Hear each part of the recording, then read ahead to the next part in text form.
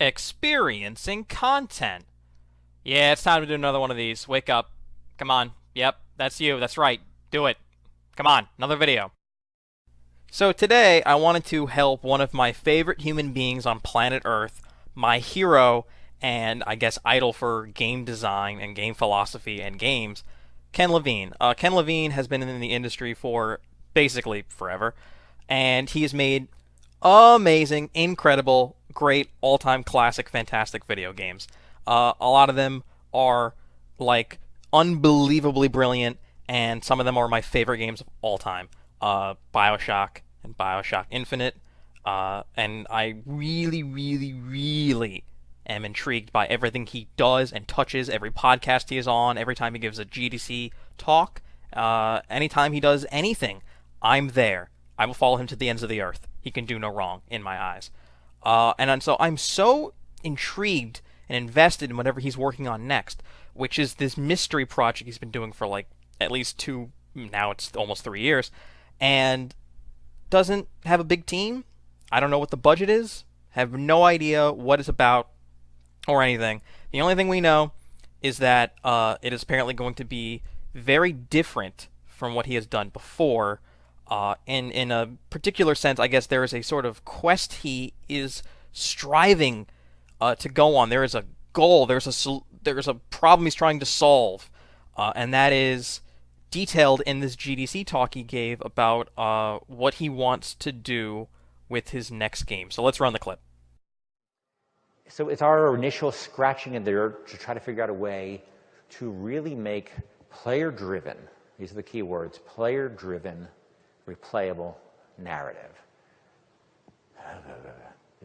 Okay, so I want to say one thing. A lot of times these talks are like, well, don't record this, don't do it, don't take pictures, don't do anything like that. This is completely open source. Take pictures, film it, put it on the internet, whatever you want to do. You know, do a riff tracks to it. I don't care. Oh, thanks, Ken.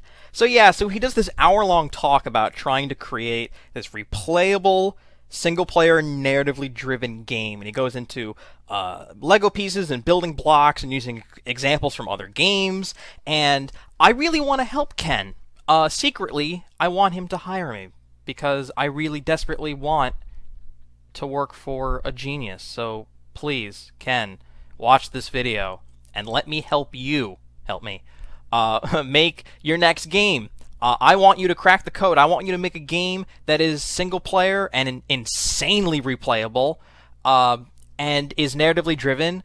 And I don't want you to have to make an esports game for people to be playing it for years on end and talk about it forever. I want you to be able to crack the code. So here are my tips. Here are some options you can take to make your your next game, to make what you wanted to set out to achieve.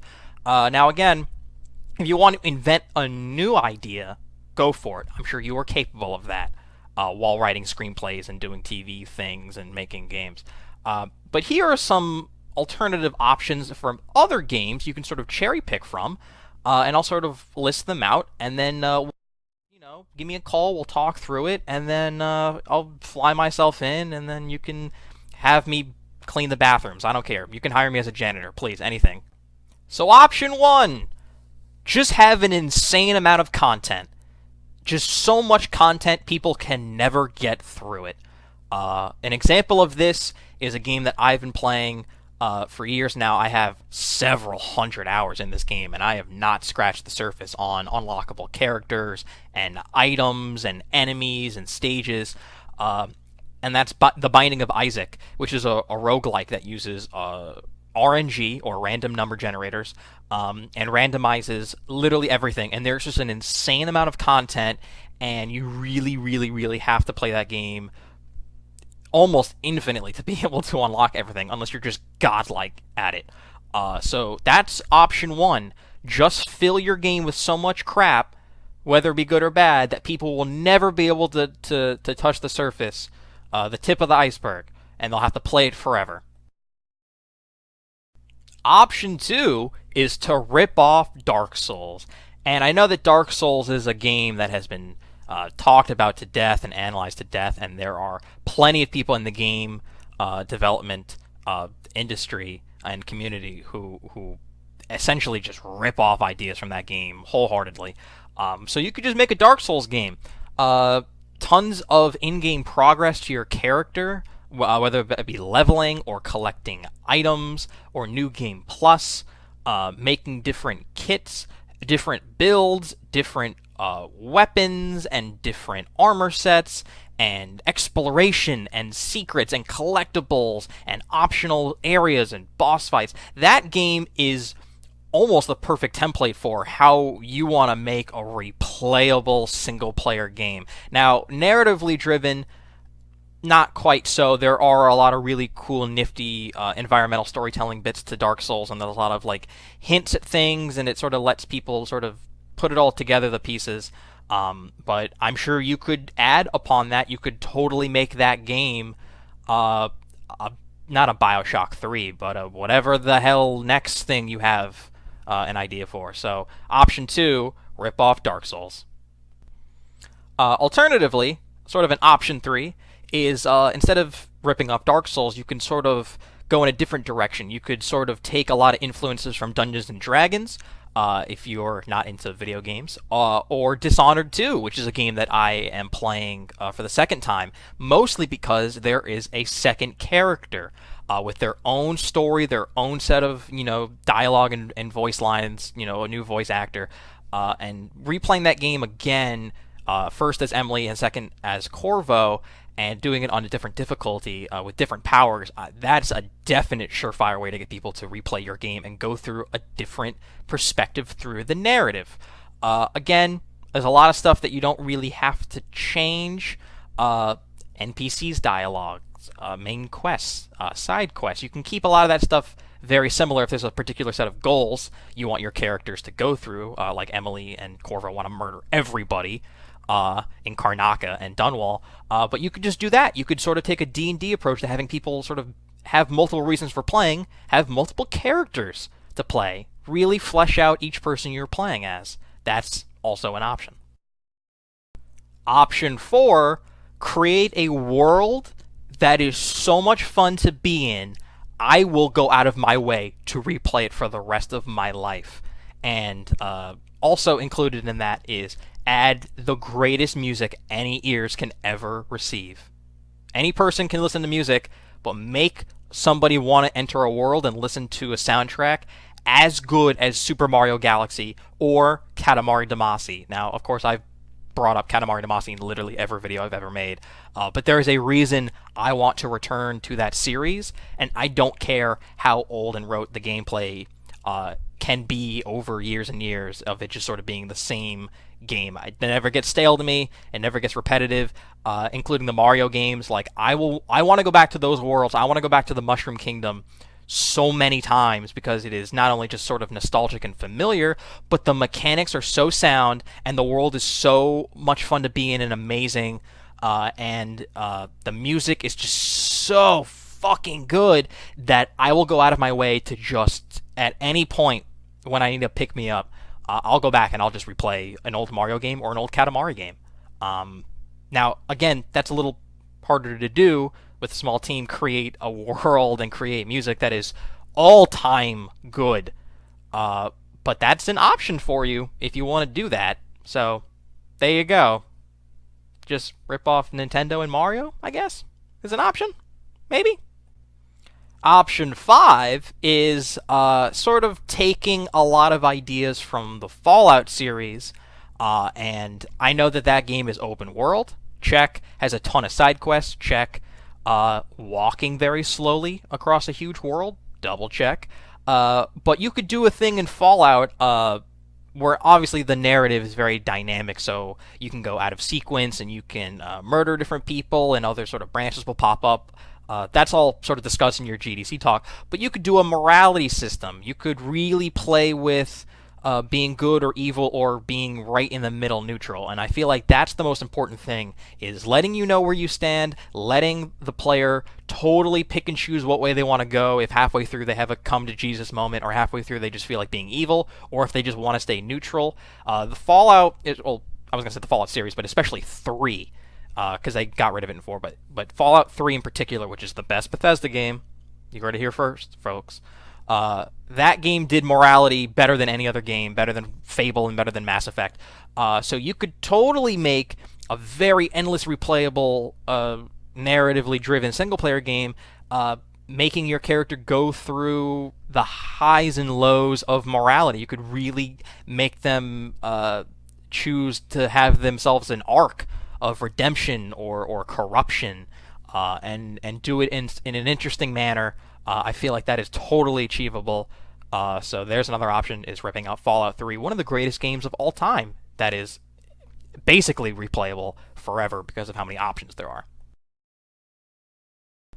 Option 6. You could take the Shadow of Mordor mechanic where you sort of seek revenge on people, and then there's a bunch of orcs or whoever you have in your game rank up and climb the chain of command, and you sort of taking out certain people promotes other people, and then it creates rivalries, and then you have like a sort of a motive to go and kill people, or characters will remember you and say, hey, I killed you the last time and I got promoted to lieutenant, and then I'll be a general when I kill you again, and then you can kill that guy and find their replacement, and like making interesting enemies just out of these cool little, narrative beats that you sort of put in there just because you let the player do most of the work, like not having to give them huge backstories, but giving them names and giving them weaknesses and pros, and sort of letting the player do most of the legwork.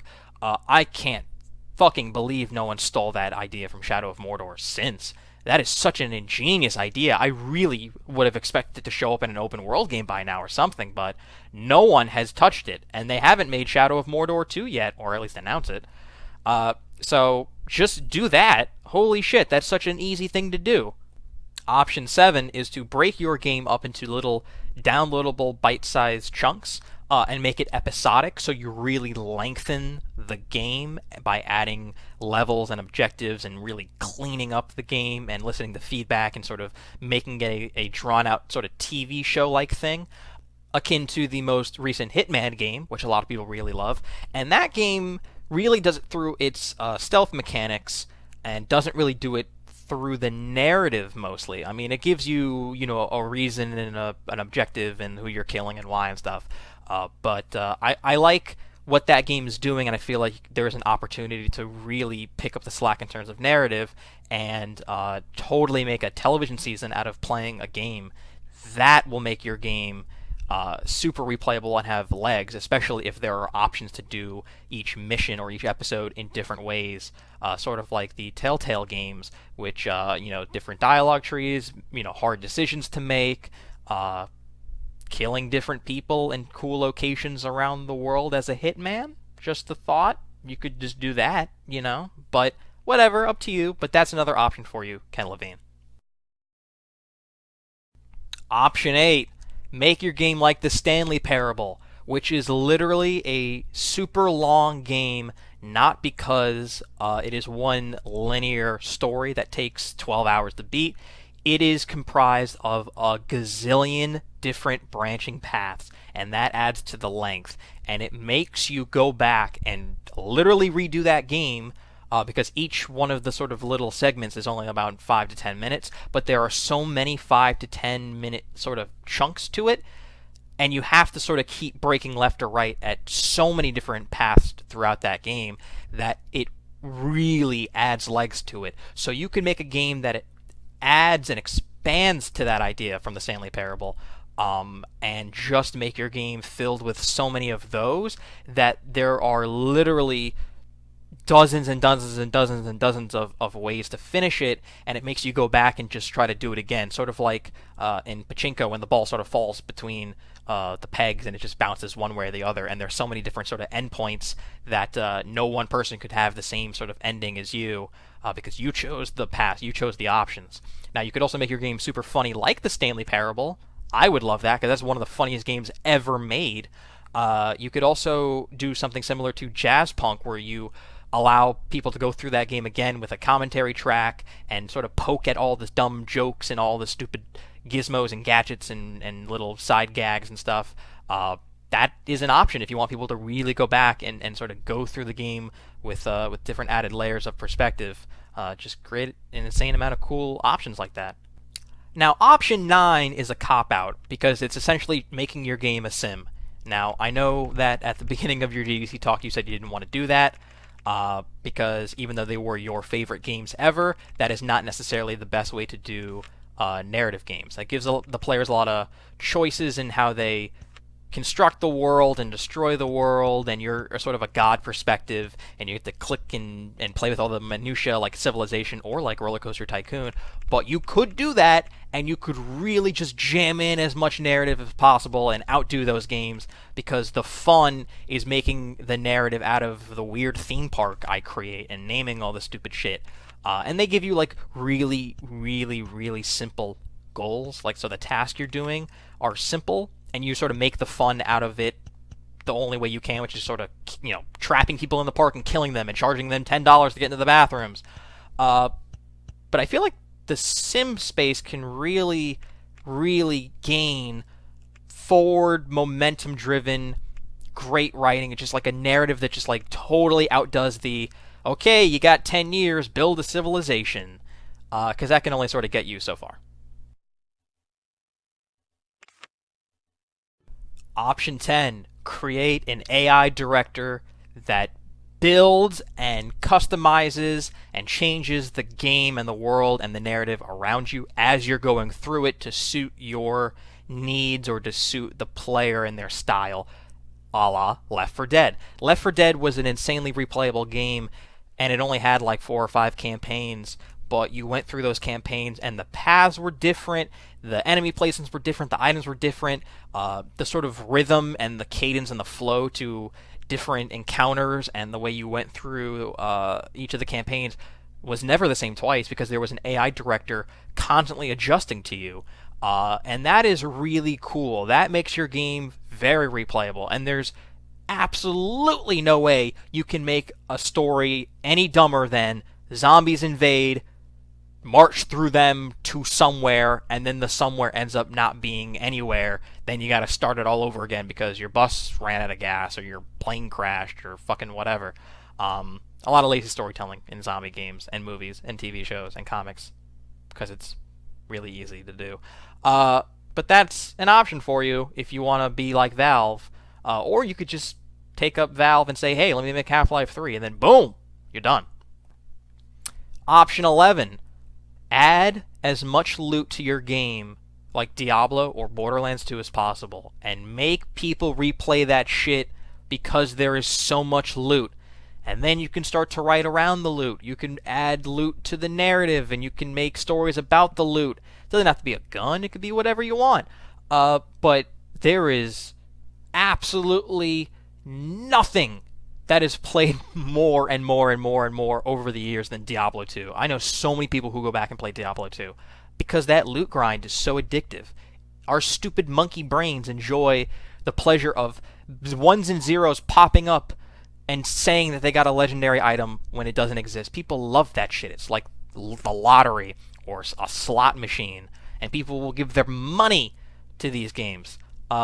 I do love Borderlands, though, so just add a lot of loot in there. That's a really easy way to trick stupid, puny humans and their simple, dumb brains. Just trick their minds. Just add in loot. It's so simple. And you know who's super easy to trick? Children, because they're idiots.